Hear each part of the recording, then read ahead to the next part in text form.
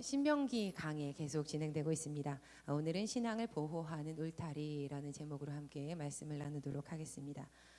지금 보여드리는 이 사진 속의 인물은요, 머레이 보웬이라는 그 정신과 의사이면서 가족치료학자인 사람입니다. 근데 이 머레이 보웬이라는 사람이요, 영아기의 부모와의 안정된 애착 관계가 자아의 건강한 분화를 쉽게 만든다라고 이야기를 합니다. 즉 이 말은 무슨 말이냐면요, 애착을 건강하게 아주 충분히 잘 받은 아기일수록 성장 과정의 다음 단계인 분리와 독립을 참 잘한다라는 의미입니다.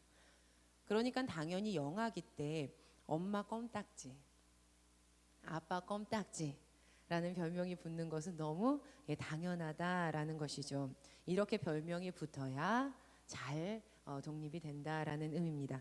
그런데 이렇게 부모에게 딱 붙어서 잘 자라난 아기들이요, 서서히 이렇게 독립을 하게 되면 부모님의 입에서 가장 많이 나오는 단어가 있습니다. 그것은 무슨 단어냐면요, 안 돼입니다. 안 돼. 만약 이 말이 시작이 된다면요, 영아기에 있던 아기가 다음 단계로 넘어가고 있구나라는 증거입니다. 부모는요, 뜨거운 것을 만지려고 하는 아기에게 다가가서 안 돼! 라고 이야기를 하죠. 전기 콘센트에 손가락을 넣으려고 하는 아기에게 소스라치게 놀라면서 토끼 눈으로 안 돼! 라고 이렇게 고함을 칩니다. 비누를 입에 가져가려는 아기에게 안 돼! 하면서 비누를 딱 치우죠. 아기는 부모의 이 놀란 얼굴, 그리고 굉장히 단호한 안 돼라는 이 단어를 들으면서요, 그 물건이 자기의 생존에 있어서 위협을 주는 것이구나라는 것을 느끼게 됩니다. 그래서 이 안 돼라는 강한 금지는요, 그 순간의 아기를 위험으로부터 지켜줄 뿐만 아니라 이후에 시간이 지나서 아기의 기억에 계속 남아있게 되는 그러한 말이 됩니다. 이 아기는요, 안 돼라고 외쳤던 그 부모의 얼굴과 표정, 그리고 자신의 그때 느꼈던 그 감정들을요, 나의 기억 속에, 그 아기의 기억 속에 켜켜이 모아둡니다.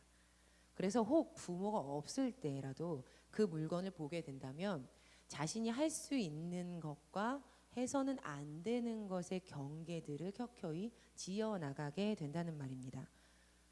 제가 매주 느끼는 바인데요, 우리 교회학교 영아부 부모님들께서는요, 자녀들에게 이 신앙 공동체 안에서 필요한 덕목들을 가르치려고 굉장히 노력하는 모습들, 그 모습들이 있구나라는 것을 제가 많이 느낍니다. 굉장히 노력을 하시거든요. 자녀들에게 이거는 이렇게 해야 되고 이거는 안 되고, 그러니까 아기들이 어떻게 들을까 싶은데도 다 하나하나 이렇게 설명하면서 이야기를 하세요. 그리고 또 다른 친구들이 하나님께 예배할 수 있도록 또 많이 도와주세요. 그런데요, 여러분, 모든 부모님들이 다 이렇게 하지는 않으시는 것 같더라고요. 제가 우리 사회에서 많이 경험하는 것들은요, 부모들이 자녀에게 경계를 지어주지 않는 모습들입니다. 이런 모습들을 너무 많이 봤어요. 창의성을 떨어뜨리면 안 되니까, 아이가 하고 싶은 거는 다 하면서 잘하게 해주고 싶으니까, 그러니까 자녀가 원하는 것은 무엇이든지 경계 없이 다 허락하는 부모님들의 모습을 제가 종종 보게 됩니다. 그런데 교육학자들은요, 입을 모아서 말합니다. 자녀에게 경계를 가르쳐 주는 것, 즉 삶의 울타리를 쳐주는 것이 도리어 자녀들의 안정과 자존감에 긍정적인 힘을 실어준다라고 입을 모아서 말합니다. 어떻게 보면요, 울타리가 없어 보여야 좀 더 자유로울 것 같아 보입니다. 그렇죠? 뭔가 경계가 없어야 더 자유로울 것 같아 보여요. 경계가 없으면 더 많은 것들을 누릴 수 있을 것처럼 보입니다. 그런데요, 사실 울타리가 있어야만 더 자유롭습니다. 왜냐하면요, 이 울타리라는 것은요, 우리에게 안정감을 주기 때문이에요. 사람은 안정이 되었을 때 더 자유로울 수 있습니다. 단적인 예로 고대 국가에서 가장 필요했던 것 중에 하나가 튼튼한 요새였습니다. 견고한 이 요새는요, 그들의 삶에 안정감을 허락해 줬습니다. 이 견고한 요새 안에서의 삶이 위협이 도사리는 요새 밖의 삶보다 더 자유로울 수 있었습니다. 그들은 이 안에서 더 자유로운 일상생활을 누릴 수 있었다라는 것이죠. 3차 포로 귀환을 이끌었던 느헤미야가요, 예루살렘 성벽을 증건합니다. 이 느헤미야가 예루살렘 성벽을 증건한 사람인데요.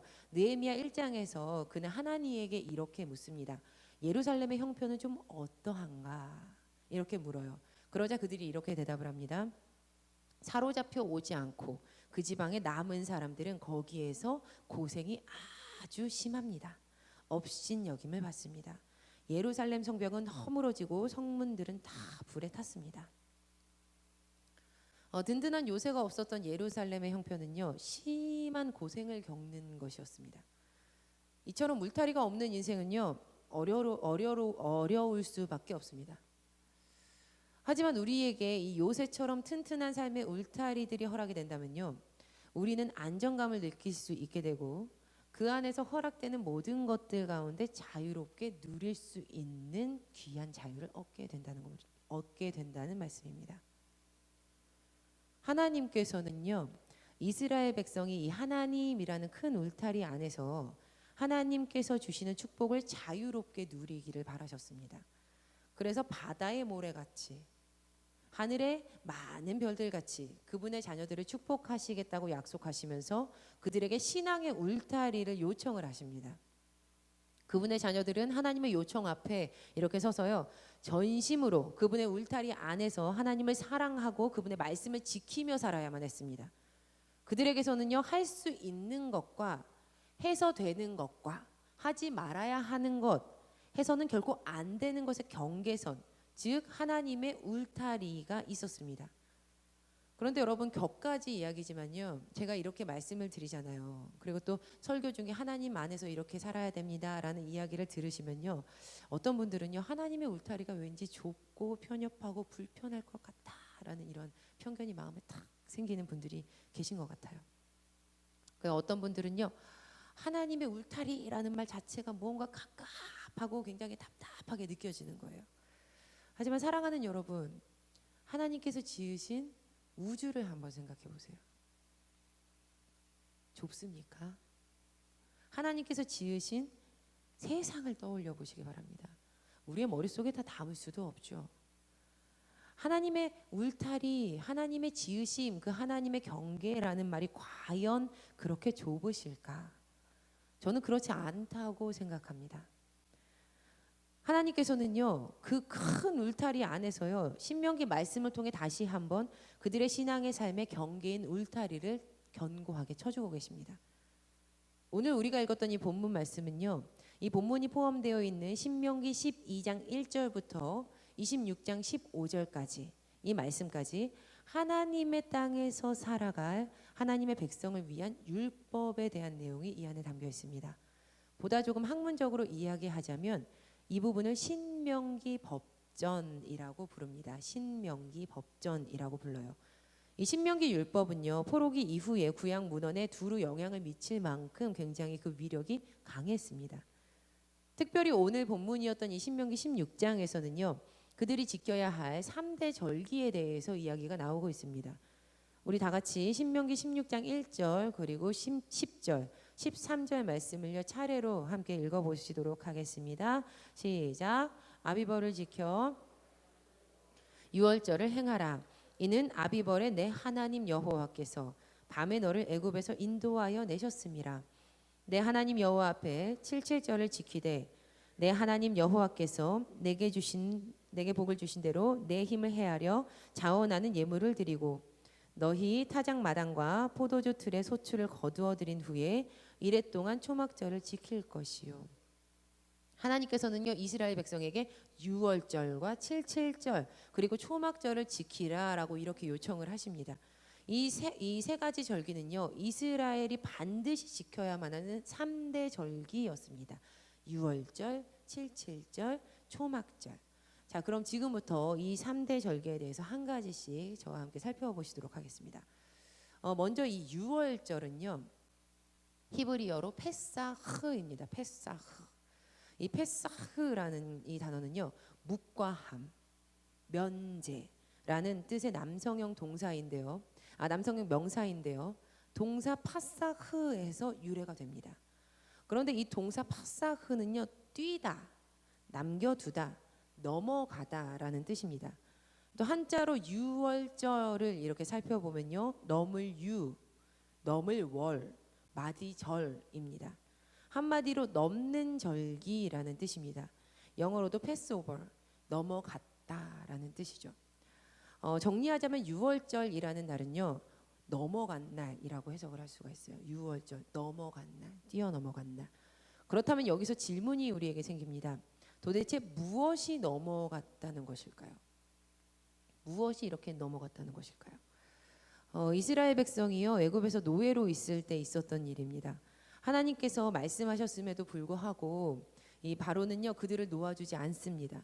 결국 애굽은 10가지 하나님께서 내리시는 재앙을 다 맛보고 다 맞이하고 그들을 풀어주게 되는데, 출애굽기 17장에서 하나님은 마지막 10번째로 내가 이런 재앙을 내리겠다라고 말씀을 하십니다. 그 재앙은 어떤 재앙이었냐면요, 주님께서 한밤중에 애굽 사람 가운데 지나가실 터인데 그 땅에 있는 처음 난 것들은 모두 다 죽는다라는 것이었습니다. 하나님께서는요, 이 재앙으로 인해서 애굽 온 땅에 이제까지도 없었고 앞으로도 더는 없을 큰 곡성이 들릴 것이다라고 말씀을 하세요. 그리고 이어서 애굽의 고센 땅에 사는 이 이스라엘 백성에게 이렇게 말씀을 하십니다. 너희는 이 달을 한 해의 첫째 달로 삼아라. 이 달을 한 해의 첫째 달로 삼아서 한 해를 시작하는 달로 여겨라. 그리고 온 이스라엘 백성에게 이 달 열흔날, 그러니까 10일째 되는 날 각 가문에 양 한 마리씩을 마련하도록 해라 라고 출애굽기 12장 2절에서 3절 말씀에 이렇게 하나님 말씀을 하십니다. 하나님께서는요, 열흘날, 그러니까 10일째 마련한 이 짐승들을요, 열 나흔날 14일까지 잘 간직해 두었다가 해질 무렵 모든 이스라엘 회중이 모여서 잡아라 라고 말씀을 하십니다. 그리고 잡은 그 피는 받아다가 잡은 양을 먹을 집에 이 문설주와 좌우 문설주와 상인방에 바르도록 하십니다. 그날 밤에 고기를 먹을 때는 어떻게 먹어야만 했냐면요, 고기는 불에 구워야 돼요. 고기를 불에 딱 굽고요, 누룩을 넣지 않은 빵, 그리고 쓴 나물이랑 함께 곁들여서 먹어야 되는데, 그들이 이것을 먹을 때는 허리에 띠를 띠고 발에 신을 신고 손에 지팡이를 들고 굉장히 서둘러서 먹어야만 했습니다. 남은 음식은 다음 날까지 남겨두어서는 안 되었거든요. 음식이 남았다라면, 만약 남은 것이 있다라면요, 불에 모조리 태워서 다 없애버려야만 했습니다. 이렇게 그들이 유월절을 지켰을 때 절기 이름 그대로 하나님의 진노가 유월하고 그들을 쑥 넘어갑니다. 양의 피가 묻어있지 않았던 집의 모든 처음 태어난 것들은 다 생명이 끊어졌어요. 하지만 유월절을 지켰던 이들의 생명은 지켜집니다. 이 일이 있은 후 이스라엘 백성은 곧바로 이집트를 탈출을 하게 됩니다. 이렇게 이집트를 탈출한 그들은요, 유월절과 아울러서 무교절을 바로 지내라고 하나님께서 말씀을 하십니다. 무교절을 그들은 바로 아울러서 지켰어야 되는데, 이 무교절은요, 이어지는 7일 동안 지켜야만 했습니다. 이때는 누룩을 넣지 않은 빵을 그들이 먹어야만 했는데, 왜냐하면 부풀지도 못한 이 반죽을 이고 급하게 출애굽을 했어야만 했기 때문입니다. 그때를 기억하라는 하나님의 말씀이었죠. 신약 시대에 넘어오면요, 격가지 이야기지만 이 두 명절, 그러니까 유월절, 무교절 이 명절을요, 늘 그렇게 확실하게 분명하게 구별하지는 않습니다. 자, 돌아와서요, 이스라엘 백성에게 이 유월절은요, 하나님께서 생명을 구원하셨다라는 것을 기억하는 절기가 되었습니다. 하나님께서 유월해서 생명을 구원하셨다라는 것을 기억하는 절기가 되었다는 거죠. 그리고 이스라엘은 이 유월절이 있는 달을요, 한 해의 시작으로 삼아야 했습니다. 우리가 생각하는 1월처럼 한 해의 첫 달이 이 유월절이 있는 달이었다는 거죠. 오늘 신명기, 우리가 읽었던 신명기 16장 1절은요, 말씀을 보니까 이 달을 아비벌이라고 표기하고 있습니다. 아비월. 아빕이라는 이 히브리어는요, 아비브인데, 아비브는요, 녹색, 즉 여린 이삭을 의미를 합니다. 그러니까 녹색이 파릇파릇하고 여린 이삭이 파릇파릇할 때, 여러분 언제가 떠오르세요? 봄. 네, 그래서요, 이 아비브라는 이 히브리어를요, 봄으로도 이렇게 번역을 합니다. 그런데 그들의 봄은요, 한국의 사계절과는 같지 않다고 해요. 그들의 봄은요 보리 추수 시기 바로 직전에 보리의 줄기가 좀 더 튼튼해지고 보리알이 한참 익어가는 시기를 말을 하는데 불과 3, 4주밖에 되지 않는다고 합니다. 그러니까 3, 4주밖에 되지 않은 이 짧은 시간이 그들의 봄이라는 거죠. 하나님께서는 이스라엘 백성에게 애굽의 노예에서 탈출했을 때를 시작으로 해서 약속의 땅에 들어가서도 아비벌의 유월절을 지켜라라고 명령을 하십니다. 여러분 그런데 어떻게 하면 좋은가요? 어떻게 하면 좋죠? 사실 아비벌이라는 달은요 유대 달력에 등장하지 않아요. 왜냐하면 아빕이라는 이 단어는요 보리가 한창 익어가는 시기를 가리키는 그 농사 용어일 뿐이기 때문입니다. 다음 이렇게 보시는 지금 PPT는요 유대 달력의 이름이 적혀 있는 표입니다.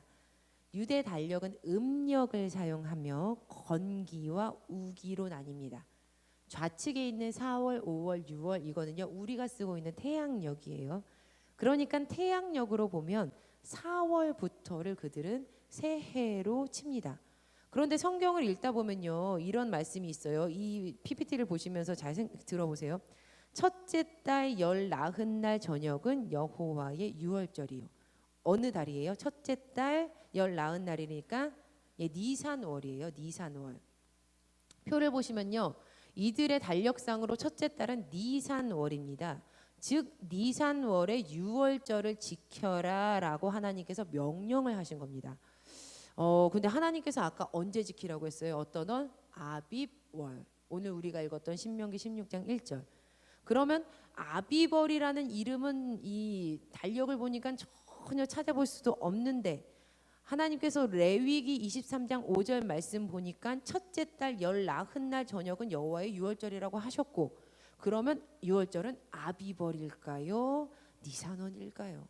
아비벌인가 니산월인가? 굉장히 헷갈립니다. 그런데 이건요 유대 달력에 대해서 잠깐 설명을 들으시면 쉽게 이해가 됩니다. 유대 달력은요 그러니까 음력을 기준으로 하는 달력이라고 방금 말씀드렸습니다.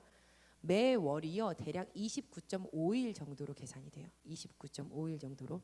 그러니까 29.5일에서 12개월을 곱해 보면요 1년이 354일로 나옵니다. 계산이 돼서 1년이 354일이에요. 그런데 우리 태양력 쓰는 사람들은 1년이 며칠이에요? 365일이죠. 태양력이랑 따져보면요 11일 정도가 차이를 보이는 거예요. 결국 3년의 텀이 지나면 거의 33일, 그러니까 즉 한 달 정도가 이렇게 차이를 보이게 되는 거죠. 그래서 이들은요 윤달을 추가합니다. 그들의 달력에 윤달을 추가해요. 3년에 한 번씩 윤달이 추가가 되는데요 12번째 달이 아다르 월인데요 3년에 한 번씩 아다르 두 번째 월, 그러니까 아다르 베트 월을 추가를 하는 겁니다. 그렇게 되면요 유대 달력의 첫 달인 니산월이랑요 농사를 짓는 그 보리 추수는 농사잖아요. 그러니까 태양의 영향을 받잖아요. 태양력으로 따라 보리가 익는 때인 아비벌, 농사 용어인 아비벌과 니산월이 일치가 되는 겁니다. 그러니까 결국 음력 니산월 그리고 양력으로 따지는 이 아비벌의 때가 맞아떨어진다는 결론이 난다는 거죠. 그들에게는 이렇게까지 노력을 해서 보리가 익는 시기의 첫 달을 반드시 시작하고 반드시 그 첫 달을 유월절로 시작해야만 했던 중요한 이유가 있었습니다. 제가 이것을 설명드리기 위해서 이 배경에 대해서 설명을 드린 거예요. 바로 보리가 익어갔던 이 아비벌, 바로 이때에 하나님께서 그들을 애굽에서 탈출시키셨기 때문이었습니다. 우리 출애굽기 13장 4절 말씀 함께 읽어보시도록 하겠습니다. 시작. 첫째 달인 아비벌의 오늘 당신들이 이집트를 떠났습니다. 그들은 이 시기에 유월절을 지켜야만 했습니다. 그들이 유월절을 이 시기에 반드시 지켜야만 했던 이유를 교회 전통적인 그 비유적인 해석으로 설명드리자면요. 죄의 죽음에서 건져내어서 구원의 생명으로 옮겨주신 그 은혜의 역사가 바로 이때 일어났기 때문이었습니다. 자, 사랑하는 여러분, 여러분께도 하나님께서 구원의 역사를 허락해 주셨던 그 추억, 그 기억 가지고 계시죠? 그때 기억이 있으시죠? 그때 감격이 있으시죠? 지난 한 주 동안요 우리 교회에서 강서동 지방 웨슬리 회심 기념성회가 있었습니다. 근데 그 존 웨슬리 목사님은요 우리 감리교회 시초가 되시는 분이세요. 이 웨슬리 목사님은 1738년 5월 24일 오후 8시 45분에 올더스 게이트 거리에서 열린 이 형제단 집회를 이제 참석을 합니다. 그때 루터의 로마서 강해 서문 낭독을 듣던 중에 나의 마음이 갑자기 따뜻해지는 것을 내가 경험했습니다라는 증언을 이 존 웨슬리 목사님이 남깁니다.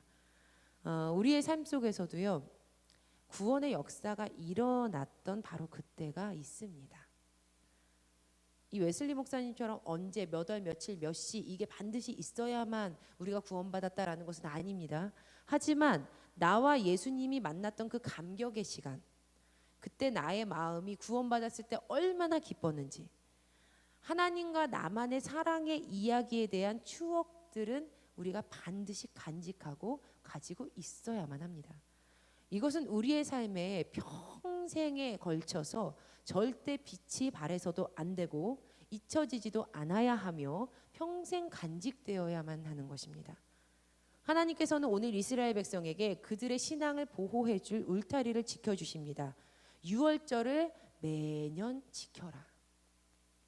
왜 그렇게 하시느냐고요?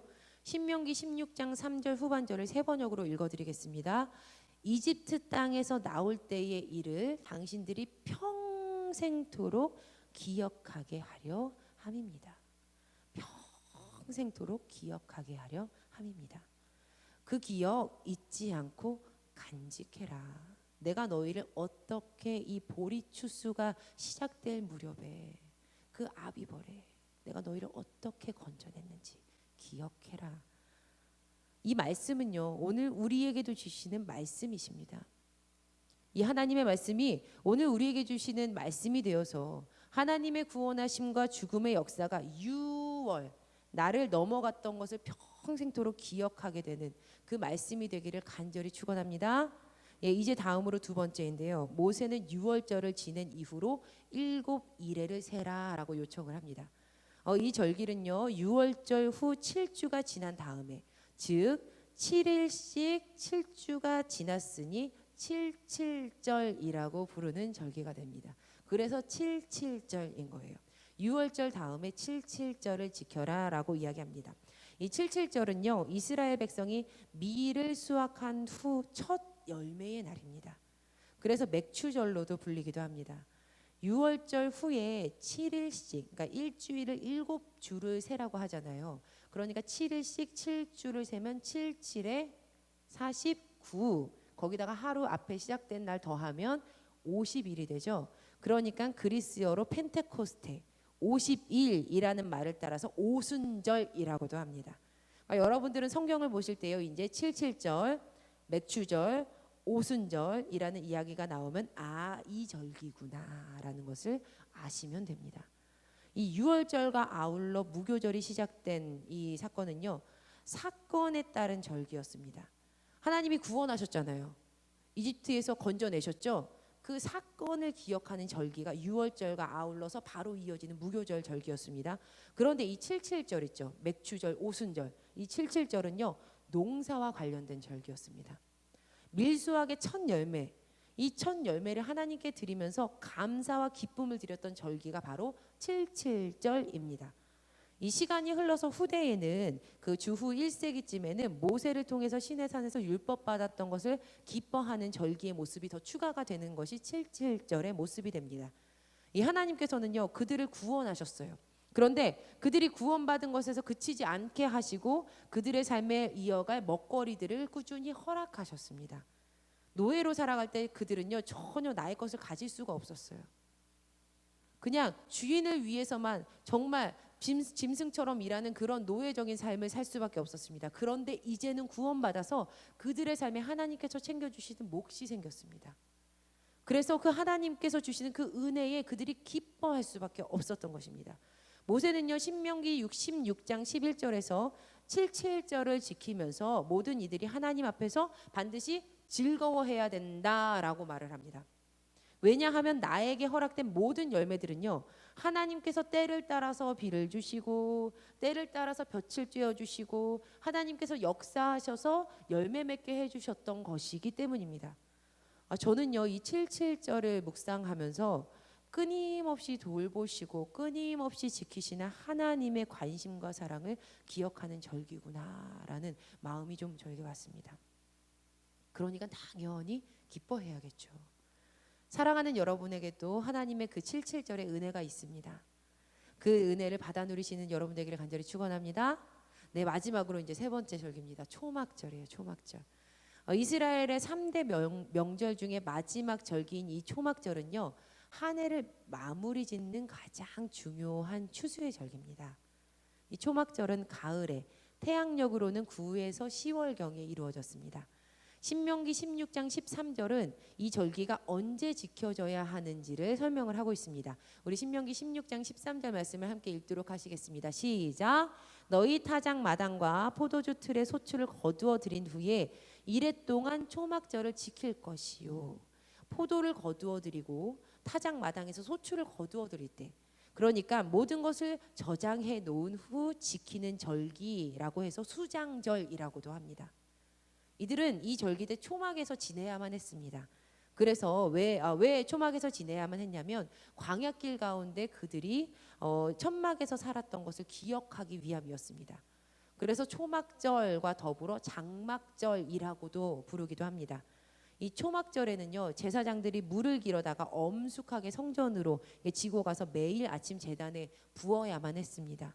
이것은 광야 생활 중에 첫 번째, 물이 없었을 때 하나님께서 물을 주셨던 것을 기억하는, 그 은혜를 기억하는 것과 깊이 관련이 있습니다. 그리고 두 번째는요, 이 초막절이 지나면 시작되는 우기 때문이었습니다. 초막절이 지나면 이들은 밀과 보리를 파종해야만 했는데 그때 반드시 물이 필요했습니다. 때마다 비를 내려주시는 그 하나님께서 허락하시는 또 다른 은혜가 그들에게 있었기 때문에 하나님께 진실되게 물을 들고 올라가서 드렸던 것이죠.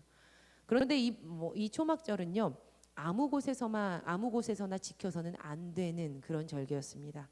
오늘 말씀을 보니까 신명기 16장 15절에 하나님께서 택하신 곳에서 이래 동안 절기를 지켜라 라는 하나님의 명령이 있음을 우리가 알 수 있습니다. 그들은 예루살렘으로 순례를 가서 이 명절을 지켰습니다. 첫날과 8일에는요 안식하면서 성회로 모였고요, 한 주 동안 이 초막절의 절기를 지킵니다. 이 절기 기간 동안 그들이 해야 되는 일들은요, 하나님께서 주신 모든 소출, 그들이 손을 대었던 모든 일들에 복을 주셨던 것을 즐거워하며 기뻐하는 일, 반드시 그 일을 해야만 했습니다. 자, 여러분, 6월절로 시작된 한 해가 초막절로 끝납니다. 먼 과거에 출애굽을 시키셨던 그 감사한 하나님의 은혜의 기억이요, 지난 한 해를 돌아봤을 때 먹이시고 입히시고 끝까지 채워주셨던 하나님께 감사하는 절기로 끝나는 겁니다. 그들의 1년 생활이 이건 거예요. 초막절이 끝나면 다시 이제 6월절이 오겠죠. 이 모든 기억 속에서는 하나님께서 계셨습니다. 그분의 은혜로 일을 하셨습니다. 그분의 은혜로운 일하심이 그 안에 반드시 있었습니다. 사랑하는 여러분, 우리의 삶에도 6월절의 시작이 있습니다. 구원하시고 유월하셨던 그 하나님의 역사하심이 있습니다. 그리고 그 하나님께서는 초막절에 하나님 나에게 이렇게 주셨구나 하는 그 초막절의 마침을 허락해 주시는 그 초막절이 우리의 삶 가운데 있습니다. 그런데요, 제가 이 말씀 이렇게 준비하면서요, 마지막으로 이렇게 은혜 가운데 말씀을 딱 보면서 마무리되는 16절 말씀을 읽어 내려갔더니 16절에 이런 말씀이 있는 거예요. 너희 가운데 모든 남자는 1년에 3번 곧 무교절과, 그러니까 무교절은 아까 말씀드렸던 6월절 이후에 연결되니까 이제 이렇게 연결되는 절기라고 보시면 된다고 말씀드렸죠. 이 무교절과 77절과 초막절에 내 하나님 여호와께서 택하신 곳에서 여호와를 배웁되 빈손으로 여호와를 배우지 말고, 이 모든 절기는 남자만 지키라는 것인가? 라는 질문이 저에게 딱 생겼어요. 혹시나 해서 개역개정도 읽어보고요, 세번역도 읽어봤고요. 영어 성경도 읽어봤어요. 히브리 성경도 읽어봤어요. 빠져나갈 구멍 하나 없이 성별로 완전하게 남성입니다. 그런데요, 솔직히 제가요, 여성으로서 성경을 딱 보는데 이 부분이요, 올이 이게 스웨터 올이 탁 나간 것처럼 마음이 굉장히 쓰이는 거예요. 그래서 자꾸 이제 계속 양심이 이렇게 찔리니까, 그래서 이 부분을 그냥 스킵하고 조용히 잘 넘어가 볼까라는 마음에 이렇게 설교를 계속 준비하다가 제 마음 가운데 이런 마음이 딱 들더라고요. 우리가 성경의 이러한 부분들을 잘 해석하지 못하면 우리는 현대의 많은 젊은 분들에게 복음을 전할 기회를 놓치게 되지 않을까라는 마음이 제 안에 들었습니다. 지금 걸렸을 때 좀 더 공부해서 연구해서 남겨놓지 않으면 나중에 전화할 때 전할 바가 없을 수 있겠구나, 내 안에. 혹시라도 그렇게 된다면 참 마음이 아플 것 같다라는 생각이 들어서 새벽이 들고 동이 틀 때까지 이렇게 계속 묵상하고 제가 연구를 좀 했어요. 여러분, 먼저 결론부터 이야기하자면 하나님께서는 하나님의 형상으로 지으신 어떤 이들 어느 누구도요, 남녀노소 이루지 않고 아무도 차별적인 존재로 생각하지 않는 분이십니다. 우리가 살펴보았던 26절에는 세 가지 절기가 나오고 있죠. 유월절, 칠칠절, 초막절이에요. 그런데 이 신명기 16장의 말씀은요, 잘 생각해 보면 모세가 40년의 광야 생활을 지낸 후 이제 가나안 땅 입성을 앞두고 하는 이 가나안 땅 앞에 이 입성을 앞두고 하는 설교입니다. 그러니까 모세가 과거에 하나님께서 하셨던 말씀을 기억을 해서 되새겨서 그들에게 전하는 설교가 바로 이 신명기 말씀이라는 거죠. 신명기 16장 16절에서는요, 모든 남자들은 이라고 말을 하는 게 맞습니다. 그런데요, 하나님께서 처음에 유월절을 제정하시고 칠칠절을 제정하시고 초막절을 제정하시면서 직접 하셨던 말씀들, 그러니까 출애굽기 12장 3절, 출애굽기 34장 22절, 레위기 23장 34절에서는 그 대상이 단지 남성만으로 국한되어있지 않음을 제가 발견했습니다. 먼저 유월절을 제정하실 때는요, 출애굽기 12장 3절 말씀인데 콜 에다트라고 하나님이 부르십니다. 콜은요, 모든이에요. 콜, 모든. 에다트는요, 회중이에요. 회중. 그러니까 콜 에다트에게 전하라는 거예요. 하나님께서 모든 회중에게 전하라는 거죠. 여기서 에다트는요, 사실 원역이 에다거든요. 뒤에 너희라는 것이 붙어가지고 이제 튼데 에다, 그러니까 여성형 명사로요, 무리, 모임, 백성, 때라는 의미입니다. 처음 유월절이 제정되었을 때 하나님께서 말씀하셨던 대상은요, 회중 전체였습니다. 심지어 회중을 나타내는 이 회중이요, 여성형 명사로 사용을 하나님이 하십니다. 두 번째 77절이에요. 출애굽기 34장 22절 말씀에 77절 곧 맥추의 초실절을 지키고 새말에는 수장절을 지키라라고 하나님 말씀하시는데요. 명령 대상의 구체적인 언급이 여기 나와 있지 않아요. 세 번역에서는 그래서 너희는이라고 이렇게 말을 하고 있습니다. 초막절을 하나님께서 제정하실 때는요, 레위기 23장 34절에서 엘 브네이 이스라엘이라고 하세요. 엘 브네이 이스라엘. 근데 브네이 벤이라는 뜻이거든요. 벤. 근데 이 벤은요, 아들이에요. 그러니까 이스라엘의 아들에게라고 해석이 되는 게 맞습니다. 그런데 초막절을 제정하실 때 하나님께서 벤이라는 동사를 사용하시는데 이 벤은요, 바나라는 이 동사에서 오게 된 명사입니다. 동사 바나는요, 아이들을 얻는다는 뜻이에요. 그리고 명사 벤은요, 단지 아들이라는 뜻만을 가지고 있지는 않습니다. 명사 벤은요, 민족, 태어난 것들, 특별히 젊은 자라는 의미가 있습니다. 그러니까 벤은 다음 세대 자녀들을 뜻하는 거죠. 세 번역은요, 레위기 23장 33절을 너는 이스라엘 자손에게 다음과 같이 일러라 라고 하면서 다음 세대로 번역을 이렇게 합니다. 여러분, 제가 왜 이 16절 말씀을 드리면서 이렇게 구체적으로 세 군데를 찾아보면서까지 하나님이 모든 회중에게 말씀하셨다라는 것을 찾아서 설명을 드리냐면요, 제가 마지막으로 이렇게 성서를 해석하는 이유가 있습니다. 제가 여성이기 때문이 아니에요. 바로 여러분, 유월절로 시작해서 한 해가 초막절로 끝나는 것 있죠.